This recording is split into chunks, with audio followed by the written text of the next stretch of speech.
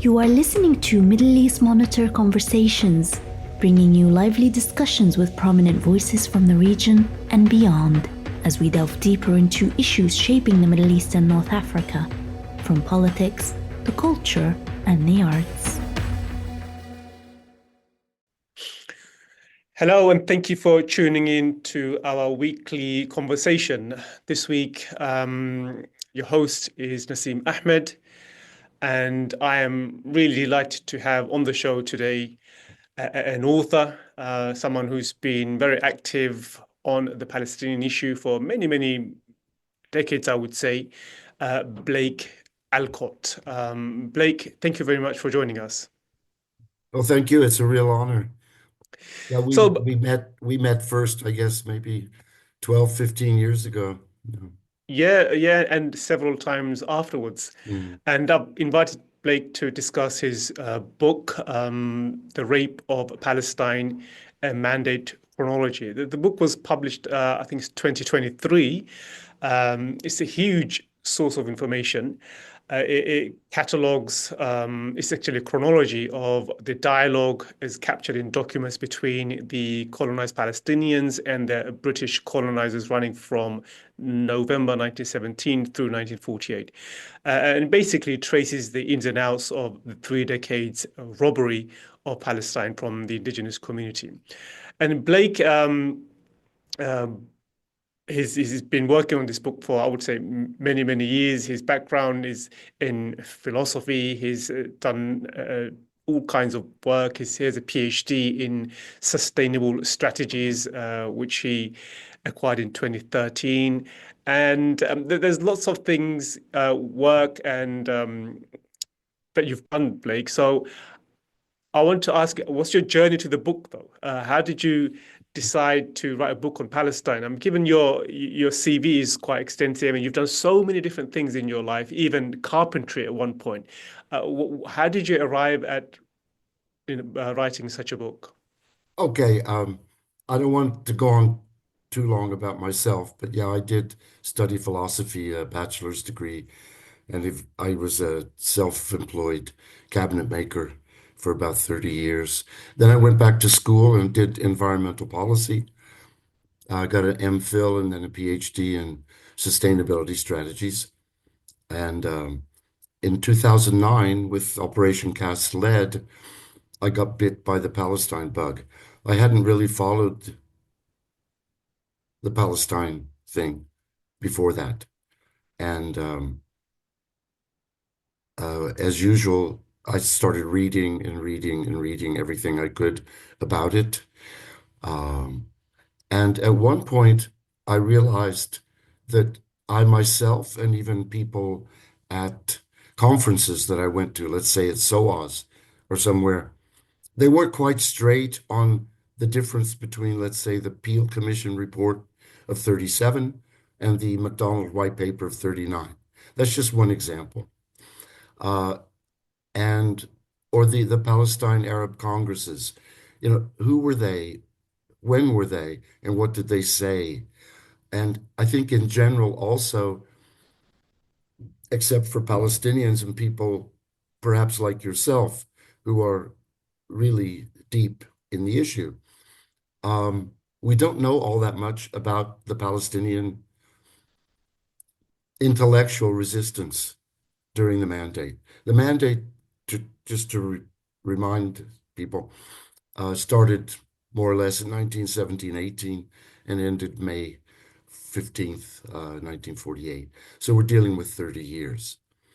And so a friend of mine who was teaching, Ahmed Azam, was teaching at Birzeit, and he encouraged me, said, you know what, we sort of need a chronology where you can really strictly by date follow all sorts of documents, white papers, manifestos by the Palestinians, debates in the House of Lords or the House of Commons, etc. So it's all laid out chronologically. Could I just show, this is an example. Naseem said it was a big book. Well, this is just volume 1. Yeah, nearly 1,005. I have the PDF copy. It's 1,500 pages long. Yeah. So, which is why I was going to ask you.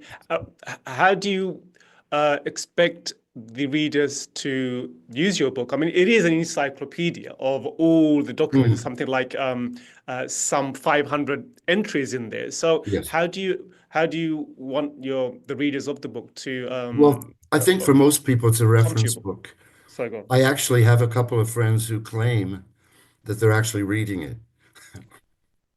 Cover to cover. Almost 1,600 pages. But it's basically if you hear something, let's say you want to know more about the Balfour Declaration or about Herbert Samuel or uh, Musa Alami, what was his role in the resistance, or George Antonius, or these people.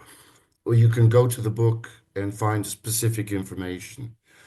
Um, and in each entry, as you said, 490 entries, and those are documents going one way or the other from the Palestinians to the British or the other way around. And some of them a little bit more loose to some US Americans or to even to the Zionists. But I leave the Zionist colonizers pretty much out of the picture. I mean, if there's a Palestine triangle of the British, the indigenous Palestinians, and the European Zionist settlers, if that's sort of the triangle of interaction, I'm leaving. This is just the British Palestinian line on the triangle, because I think there's a lot more literature about the other two relationships, the British with the Zionists. Um, Wrong.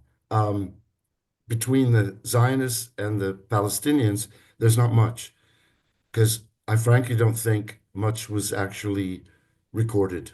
There's not much in the archives directly. I have a few entries, maybe 10 or 11, dealing with conversations between Ben Gurion and Auni Abdul Hadi. Well, I think it's quite consistent. What you're saying now is consistent with what we know already, which is that Palestinians were invisible in all this. Yeah, There wasn't really much interaction with the Palestinians, engagement with the Palestinians, because yeah, Palestinians were, even now they are invisible. If you think yeah, about it, yeah. Trump is discussing ethnically cleansing Palestinians from Gaza. And there's no discussion as to whether the Palestinians would want that. No. And so we see a constant erasure of the fact that there is a history there of Palestinians Oh, of definitely. being there. So And in and that so sense, let me just add real quickly. In that sense, um, I'm glad the book really does. Um, Palestinians do get to say their piece, because each entry, I have a lot of direct quotations. Uh, and it also says who wrote it to whom, and the date, and the official title of it, and where you can get it. A lot of it's online or in books, but maybe half of it is only at the British Archives, the National Archives in NQ in London. So that's what I mean. If you go to an entry, you can find out all these things and find the original document. And it's very high quality what the Palestinians well, wrote. you have a section called the voiceless many, don't you? And in that section, you have a Exactly. number of documents which shows how Palestinians tried to oppose Zionist colonization of of their territory. So which one of those documents do you think is worth noting, just for the purpose of a conversation? You have numerous documents in that chapter, the voiceless many, and there's also Um, another section on, for example, if I go through my list, sons of the soil. And again, this section focuses on how Palestinians, being the indigenous community, they mounted a challenge to these Zionist project with the British. They would have commissions going to Churchill and other British officials seeking a hearing to tell the British that we are the indigenous community.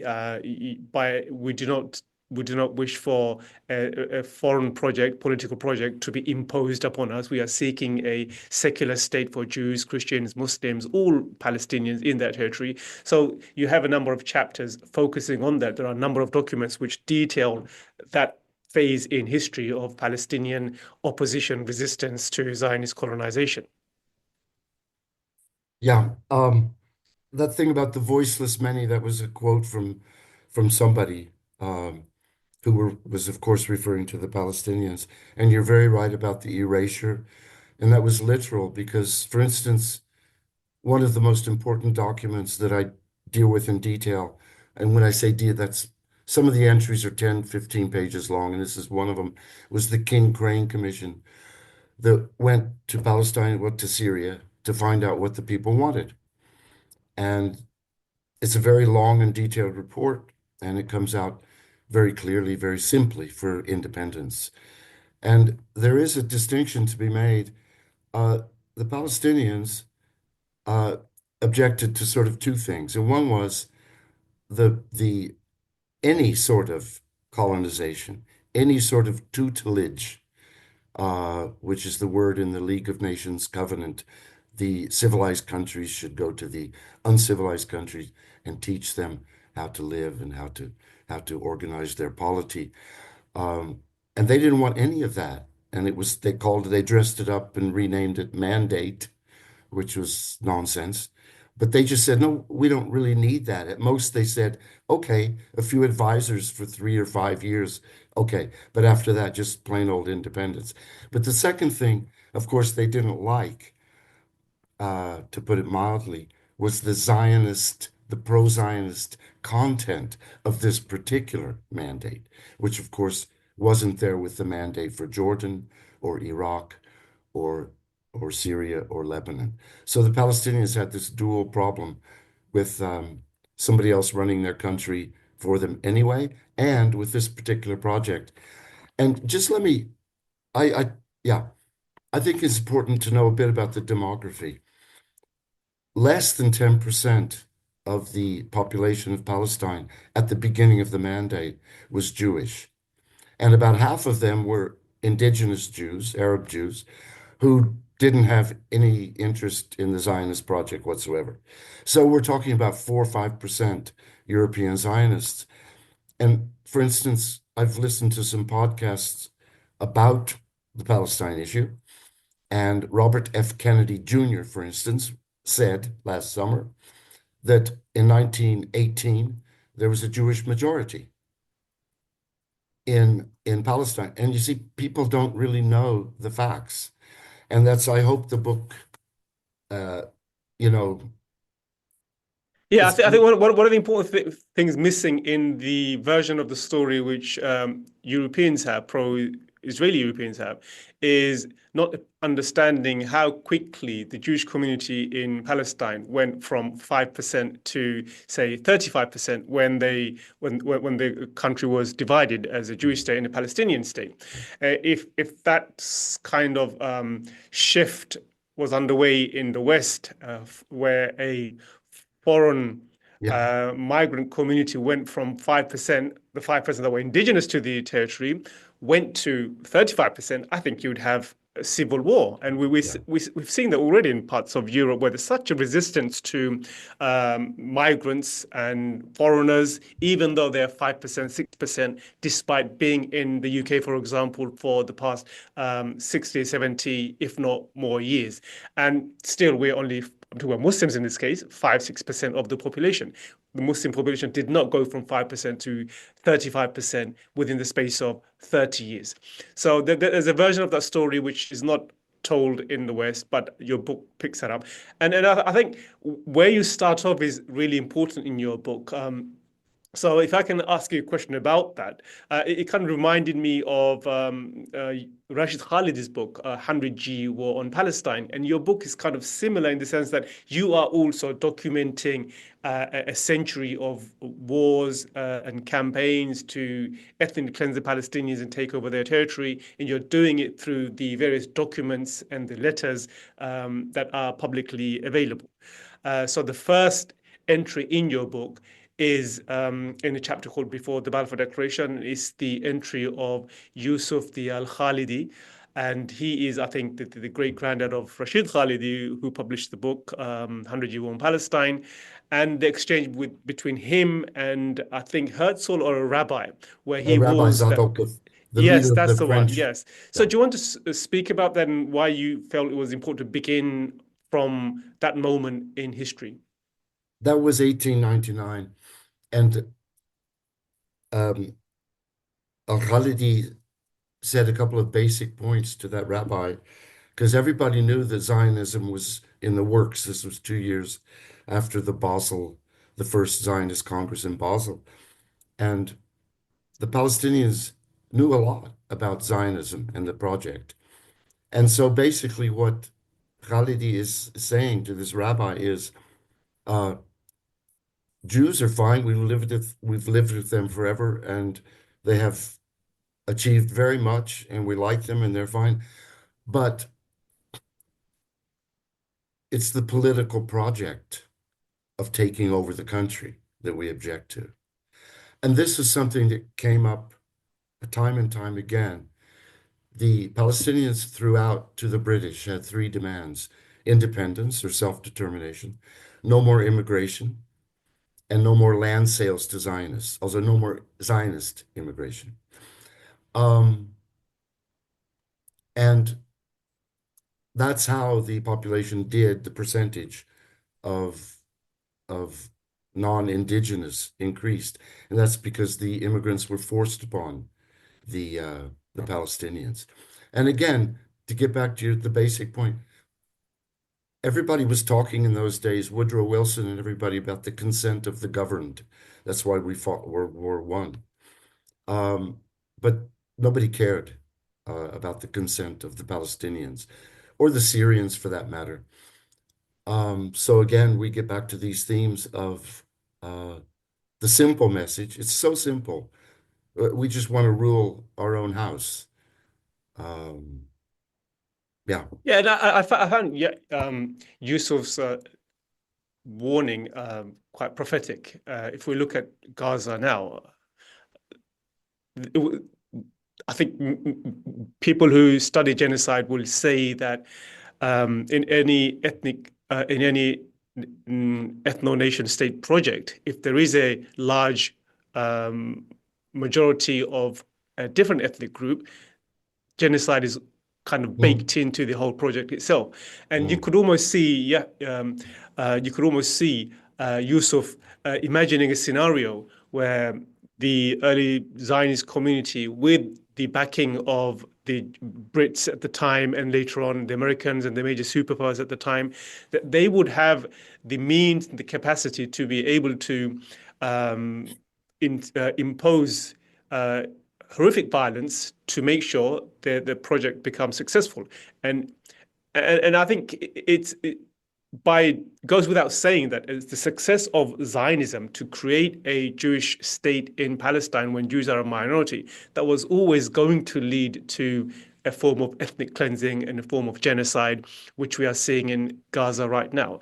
It's not a genocide in one instance in history, but it's a genocide that's taking place over many, many decades. And what we are seeing now is one of the worst phases of that genocide in Gaza. So in that sense, I think Yusuf was so prophetic in warning against embarking on such a project to the rabbi. Yeah, you're right. I just read what he said. One of the quotes is, "By what right do the Jews want it, Palestine, for themselves?" In Yeah. other words, not to just immigrate and integrate and be there, but to take it over. And he saw that coming.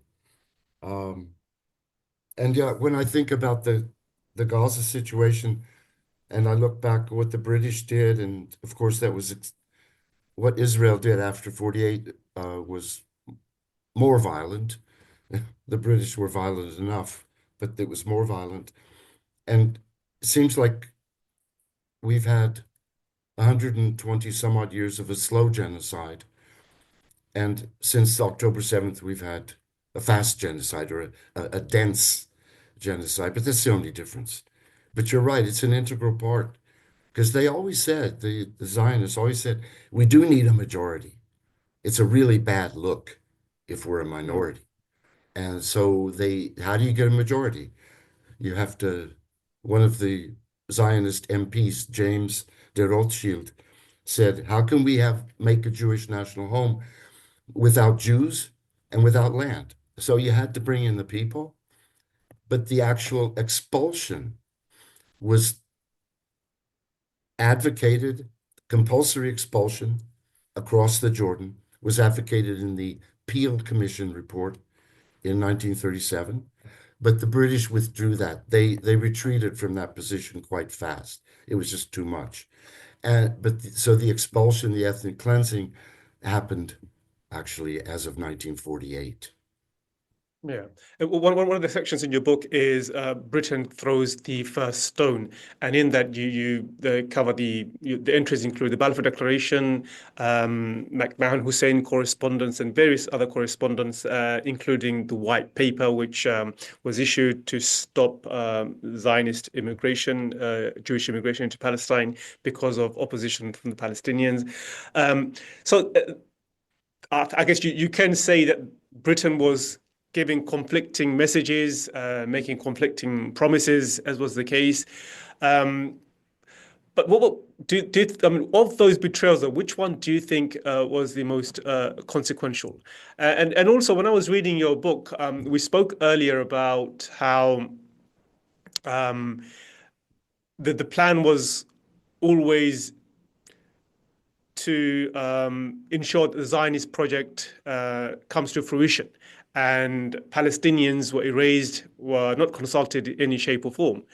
And when you read another book, Lobbying for Zionism by Ilan Pappé, he I've read covers, it. he covers, I think, something like over 200 years of history of lobbying for Zionism, beginning with Christian Zionism. And on that section, prior to the creation of the State of Israel, you see frantic lobbying against the Brits to make sure that they toe the Zionist line, or they work in favor of Zionism, or that they don't adopt any policies that is contrary to the Zionist agenda. I guess the White Paper is kind of an exception to the rule.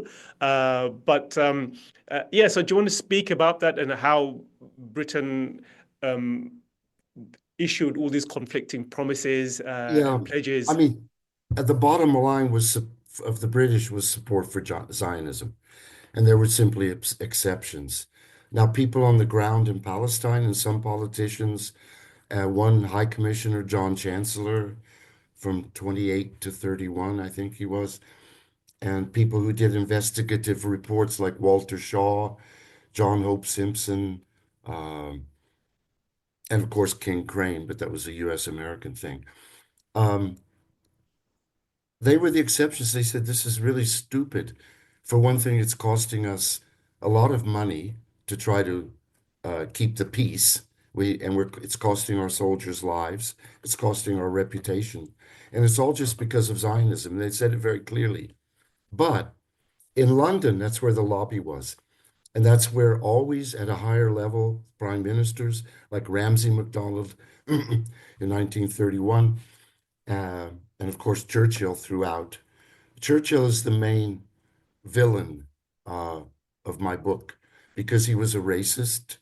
Uh, there were some racist comments he made to the Peel Commission in camera, also in secret, in 1937, which I believe were just revealed in 2017.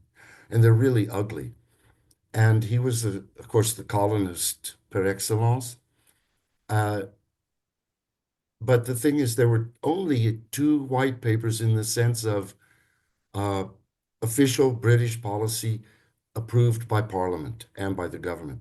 The Churchill White Paper of 1922, which made the famous, infamous claim that the Jews, the Jewish people, have a historic title to Palestine based on their presence there and their power there 2 or 3 thousand years before. This is such an important pillar of Zionism. You can't overestimate it. And finally, in 1939, Malcolm MacDonald, for whatever reason, maybe the British government just wanted to not ruin things in the Near East with the Arabs, or maybe I personally think Malcolm MacDonald was listening to the Palestinians. That's my personal view. But that white paper did say, uh, after 5 years, 75,000 more immigrants, the indigenous will have an absolute veto over any further immigration. And it said within 10 years, there'll be absolute independence with an indigenous, also non-Jewish or non-Zionist majority. But there were some loopholes. There was some ambiguous language. But that white paper was the exception.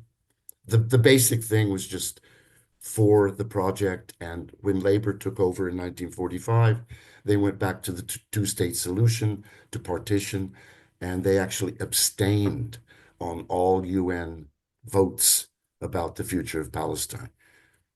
That white paper was also the beginning of the intensification of Jewish terrorism against the Brits. I think it's Yeah. at that time when Jewish terrorist groups like the Haganah, Sturgan, they were considered um, the biggest terrorist threat to UK interest in the Yeah. Middle East, and of course they bombed the King David Hotel and British politicians as well.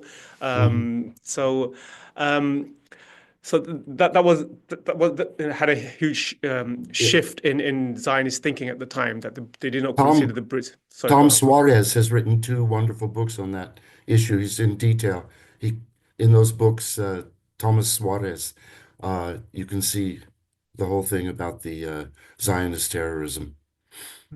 I find it helps to think about the situation prior to the creation of the State of Israel as one where you have one community who is seeking to secede from what was an existing political project, a mandate to create a Palestinian state.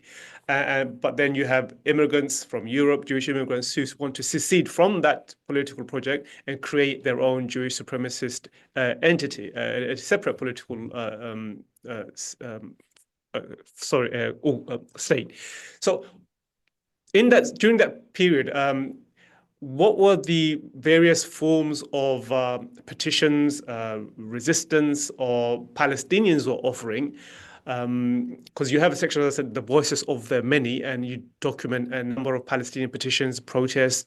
And a lot of these protests were, as the British themselves have documented, a result of Palestinian fear that a foreign entity is torpedoing their aspirations for a state and their own self-determination. And their state and their self-determination is one for all the population in Palestine, not for a specific one ethnic community or one religious group, but it's for everybody, Jews, Christians, and Muslims. But that was torpedoed by, as I like to say, by a cessationist movement. So what were the kind of petitions they were making, and what were the key documents from that period, and what were the types of resistance? You mean the period, what Or just, in this chapter on the voiceless many from 1919 all the way up yeah, to you know, 1947. you're putting me on the spot. I'll have to go back and Sorry. check it out. I We can't, this was 1990. Yeah, that was the important period. Um, Yeah, I mean, I guess what I'm getting at is the periods when Palestinians delegations would go to Churchill and say, yes, we do not want the Balfour Declaration as part yeah, of the mandate. yeah, But they were ignored, as we've seen throughout history over and over again. Palestinians are somehow disappeared, vanished from any kind of discussion.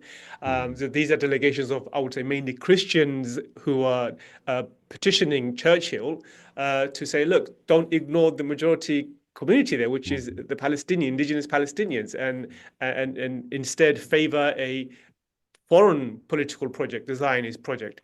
yeah. So that was the moment I am thinking about. Well, yeah. There were there were 7 Palestine Arab Congress sessions between 1919 and 1928, and the important one in my book was in the winter of 1920-21, the third Congress, and they wrote something called um, Report on the State of Palestine, and I think they were being deliberately ambiguous, state. The condition of Palestine, or actually the political entity of Palestine. They presented it to Churchill and to the first High Commissioner, Herbert Samuel, who was a Jewish supremacist. That's one of the documents that I have before the Balfour Declaration in 1915. Herbert Samuel, as a member of cabinet, uh, wrote something which just said, the Jews will do something in Palestine, which is good for the British, for the Palestinians, for the Jews, and for the world. So because they were so good. This is really blatant philo-Semitism or something we can call, but really ridiculous. So Musa Kazem al-Husseini, and he was the president or the leader of the Arab Executive Committee of the Congress. They presented this report, which is a really seminal document, to Churchill and Samuel personally in Jerusalem. And Churchill sits there and he says, I am receiving you today, Vosi, as a favor. He's in the Palestinians' country saying he's receiving them and listening to them for an hour or two. So this was just the voiceless many. This was rejected by the British throughout. They knew exactly what the people wanted. There was no question. You didn't even need the King Crane Commission to find that out, that they didn't want Zionism and that they wanted independence. But in this period, maybe I'm throwing too much at you, pardon me, but there's something very, very important, and that was the General Syrian Congress, which was in Damascus. And this was the time when Syria was still a unit consisting of today's Lebanon, Syria, Jordan, and Palestine. And they had, starting in 1919 in the summer, they had like a Congress. And they had representatives from all over El Sham. And in the end, in March, April, May, June 1920, they had a 147 article constitution that they passed, and Emir Faisal was the king. Otherwise, it's what you said, an absolutely sectarian polity. And that's what the Palestinians demanded from the British explicitly the whole time. They said, this is just what we want has nothing to do with ethnicity and religion. It's just the people who are here. But of course, the French in July 1920, they got rid of that. Syria, Al-Sham was an independent country for 4 or 5 months with a wonderful constitution. There's an interesting book on that, how the West Yeah, by destroyed Elizabeth Waite. I've got it right here somewhere. how Britain destroyed of democracy in the Middle East. So again, what you're referencing is an initiative in Syria to have a multi-ethnic, multi-religious political entity, including Jews, of course, and that would have covered all of Palestine, all of Greater Syria as well. Elizabeth Thompson. That's it, yeah. Elizabeth And there's Thompson. a guy, Ali Alawi. He wrote an equally good book, but it also covers Faisal's period in Iraq. But he covers the Syrian part of it. It's called Faisal I of Iraq, the book. And those two books, Thompson's and Alawi's, are fantastic because people don't know anything about that. It was actually a secular, independent country that existed for a while. Yeah. And they also had what we would term Islamists now. They were also part of the project to create a non-sectarian, multi-ethnic, multi-religious country, what was known as Greater Syria. So it's worth reading that book. So we're coming to the end of our show. I was going to ask you, so first of all, I mean, as we mentioned, there are something like 500 documents that you cover, letters, reports, petitions, things like this. I know it's hard to say which is probably the most important. I mean, can you nevertheless try and identify 3 or 4 that you think are probably the most significant in the ethnic cleansing and colonization, or in the title of the book, Rape of Palestine? Okay. I actually prepared for this. Let me rattle them off, okay? It might be a bit tedious, but from the Palestinian side, I chose 7. One, the resolutions of the 7 Palestine Arab Congresses. They said it all and very eloquently, and they presented their resolutions to the world. I mean, anybody could read that. Then there was the General Syrian Congress I just talked about, the report of the State of Palestine, which I also talked about, the Arab Executive Committee to the British Parliament in 1930, because then the British were sort of moving away from Zionism a bit in 1930. With various reports, Shaw and Hope Simpson, even Passfield wasn't the worst. And they made, in November 1930, they made an incredible statement refuting Zionism refuting British policy. And this is just incredibly high quality work. And at the St. James conferences in 1939, leading up to the MacDonald White Paper, uh, there were many, many sessions, and these records are verbatim. You can go read the minutes of all the meetings. And again, this is incredibly eloquent and went into detail on every point. The Palestinians and the Arab Office prepared a 400-page report to the Anglo-American Committee in 1946, which was another, I think, the 18th investigative committee going to say, hey, what's going on in Palestine? What do the people want? Why is there all this trouble? Because we haven't mentioned the revolt of 36 to 39, but that was incredibly important. And then lastly, before the UN, people like Albert Hourani and Henry Kattan, Jamal al-Husseini, they made statements to the United Nations and UNSCOP, which are really unsurpassed. Now, let me just rattle off the British ones, if I can find that piece of paper. What you have to know is the Balfour Declaration, King Crane, Churchill White Paper, the investigations of Shaw and Hope Simpson in 1930, the Peel Commission report. These are like the big documents. The MacDonald White Paper of 39, I've mentioned all these already, I notice. And of course, what United Nations Special Committee on Palestine and the UN General Assembly, what they passed in 1947. And this is all you can find out a lot about that in the book, or just references to where you can find out more. I mean, those are just a few examples. Yeah. I mean, so as I said, it's a huge reservoir of information Yeah. and detail. How can readers, viewers access your book? What's the way to do it? Is I it mean, I possible? have a PDF copy, sorry, and it's really easy to navigate. The PDF, I Yeah. think, is perfect. So how can they get a PDF copy? I mean, how would they purchase that, or is it free? I mean, how would they get their hand on your book? The PDF is free on two sites. It's hard to rattle off the URLs, Oh, but I have the link. So if you want, I can put the link on please do. on our page. Yeah. There are two places where you can download the whole book for free.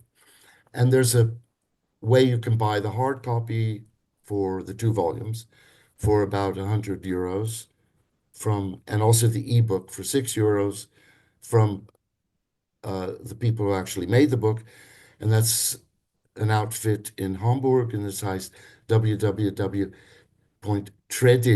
also tradition, TREDITION.com. And there you can just order the book and buy it.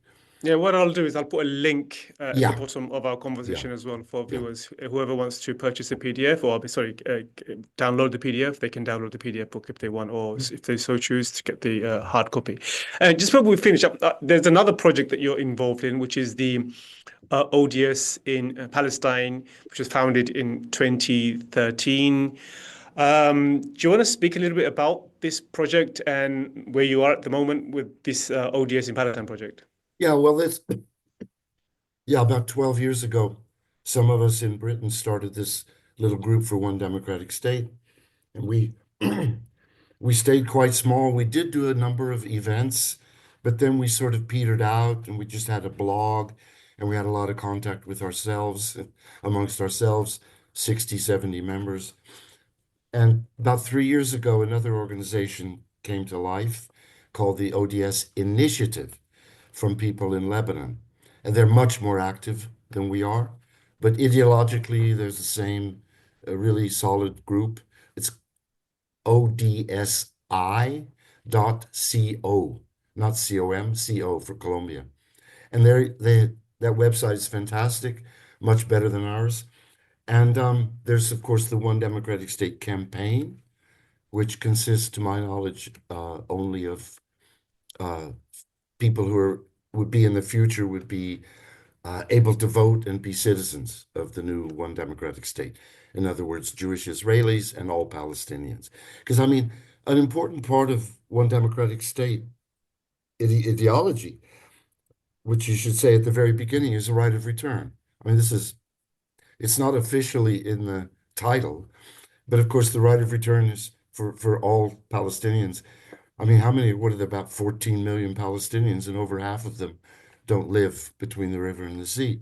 And this is sort of the assumption of ODS thinking, or the ODS project, is that the polity of the citizenship would consist of all these Palestinians, or even if they didn't return, they could be Palestinians with voting rights or citizenship living in No, Chile. just as Jews have a right to return, Palestinians should have a right to return. Of course, it's Well, ironic. Jews under Israeli law have a right to return, whereas Yeah, Palestinians who have been there for centuries, they I somehow know. don't have a right to return. Yeah, It's sort of funny that the Zionists, they talk about the return, the law of return and the return yeah. of the Jews from 2,000, 3,000 years ago. But then they somehow manage to deny the much more recent and tangible and numerous, we could probably say, right of return or expulsion of the Palestinians. So it's quite ironic, actually. Yeah. Blake, thank you very much. As I said, the book is really a wealth of information. I will include the link on Okay. our page. It was a pleasure hosting you, and hope to see you again, and see you also for again and for another Yeah. conversation with the Middle East And Monitor. and I just one little thing, of Sorry. course, as an outsider, I did dedicate the book to the Palestinians because I mean what they've been through and what they're going through now, and the courage and the sacrifice that they're making now is, I mean, what Israel's doing in Gaza and the West is unspeakable. Here we are speaking, speaking, speaking. It's actually unspeakable. And the resilience of the Palestinians is absolutely yeah, it's beyond anything I can imagine or have experienced, of course, and my total respect. We should have had a moment of silence at the beginning. We've had quite a few, and you're right. No, no, The I'm just, resilience, if someone reads your book, goes through your book, you'll see the level of resilience that's been shown by the Palestinians for over a century now. It's remarkable. It's unprecedented. Yeah, that was, thank you so much. 44 minutes. Yeah, it's fine. That's really good. I think what I wanted to really get through is just a taste of what your book's about and get people to download your book. As you yeah, said, it's free, so I'll put a link yeah, on the page and people will download. And it was useful. I'm going to be using that now as a source of information. It's almost like an encyclopedia. I'll I know. Google certain names I and always sort of make a joke. I say, I believe it's useful because I use it myself. I mean, yeah, if I'm like confused yeah, or forget something, yeah. I just go look in this. Yeah. That's all. Because, It's on my laptop now, downloaded. yeah, it's weird, I couldn't really, I'm not a historian, a professional or anything, but why is this history important? I can't really ask that question. I would have to ask Elon or some Hmm. other, or Rashid Khalidi or other historians, how we tend to automatically end up talking about what went before. Or it's like a bunch of detectives, you see crimes going on and you want to know, okay, who did it? And the British threw the first stone. You want to figure out how did it get to this point? So Of that's the course. easy answer. But on the other hand, I'm not sure if I could convince anybody that it's worth going back. So you asked informally at the beginning, who is the audience? I think it's people who are already, in the theme, people doing master's degrees or people who just old timers. I have a friend, John Quigley, and he loves the book. Yeah. He's written similar things. And we just sort of want to go back and see how Yeah, did it get. I'll be dipping in it now, as I said. And I think there's information there to actually publish a book in itself. You can publish a number of books based on the sources Ah, you have provided in your book. I, As a I forgot to beginning, I forgot to mention that because I have a theme index, which you undoubtedly saw. I think it's 43 themes. And I actually did that sort of for the Istanbul conference in January. I took 5 or 6, 7 themes, and you go through all of the entries. The theme index shows which entries deal with that theme. Let's hmm, say British racism, let's say one democratic state, let's say the historic connection of the Jews, which entitles them to political say in the present. And these things, and you can go through the whole book and write either an essay or a small book. by doing that, by tracing it, by tracing the idea through those 30 years. Okay, Blake, thank you so much. And if you come down to London anytime, drop me a line and it'd be nice to see you. Oh, I will. I will. Thanks a lot. Thank you. Take care. Okay, and Viva See you later. Palestina. Viva As Palestina. always. Take care. As Bye-bye. always. Bye-bye. Thanks. This was Middle East Monitor Conversations, brought to you by the Middle East Monitor in London.